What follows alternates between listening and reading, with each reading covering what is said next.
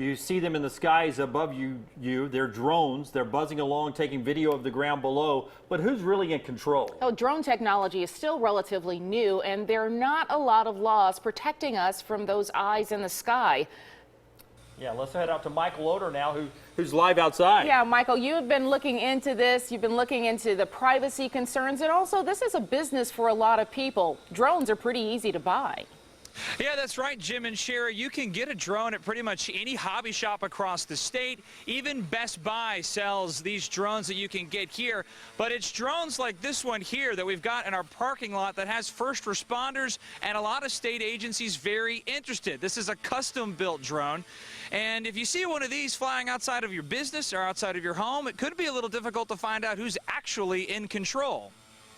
You see the video all over the internet. Drones are giving us a brand new perspective on our world, our communities, and even weddings. Unmanned aerial vehicles aren't just for the government anymore. You can get one yourself. Yeah, you can certainly go to the hobby shop or Amazon and buy one and be flying it later this afternoon, especially if you get it from the hobby shop. Kevin Allred and Brandon McMahon own AGL Aerial, a company that specializes in aerial video and photography. They custom build their drones, and now they're working to build drones for several Birmingham area police and fire departments. The fire departments, it's an amazing tool. If they have a large fire at an industrial complex or something like that, as the initial units go on scene, they can deploy a small drone and go inspect the area. In fact, their drones have already flown over fires in the area. Police departments are interested in using the drones for searches. When the grass gets waist high, you can have guys walking across this field and they can spend the better part of a couple of hours searching it. If I put just a live TV camera up, I can search this whole area in just a span of a couple minutes. And not only can I find the person, but I can probably tell you how they got there. I can see their track through the grass. Talk to anybody who flies these drones like this one here. They'll tell you that they're a lot of fun and they've got a bunch of different uses. But when it comes to what the state says they can and can't do, well, really, the sky's the limit. Certainly law enforcement is a major area. John McMillan is the commissioner for Agriculture and Industries in Alabama. All kinds of applications with the Department of Transportation, with inspecting bridges, for example. He believes drones can not only help first responders, but grow the ag industry as well.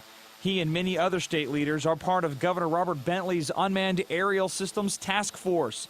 I asked him what they plan to do to address privacy concerns. We didn't get a lot of feedback, but we know that's an issue, as it has been everywhere. So that's a part of what we're going to be addressing with these new recommendations to the state agencies. McMillan hopes that by making lawmakers part of the task force, laws can be created to regulate drone usage.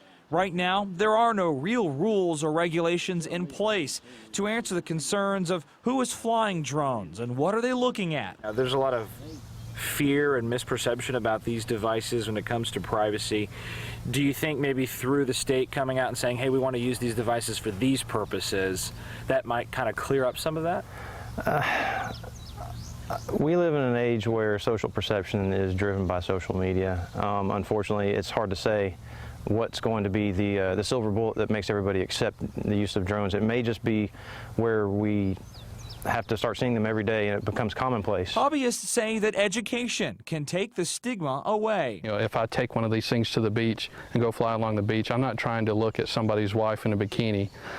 I can see your wife in a bikini by walking down the beach. With no official regulation on how this technology is used, there's no real punishment set for those who use them inappropriately. It's up to us to watch the skies and report anything that looks out of place. And right now, of course, you see our drone here in our parking lot. The task force is still gathering their research and doing their suggestions to get something on the book for Governor Bentley to look at. Of course, the Federal Aviation Administration also looking at how they can go about regulating the usage of this technology. But for the time being, we're sort of all in a holding pattern till we can figure out exactly what is going on. We're live in Birmingham tonight. Michael Loder, WIAT 42 News coverage you can count on. Still takes some getting used to seeing drones flying around. Yeah, good night.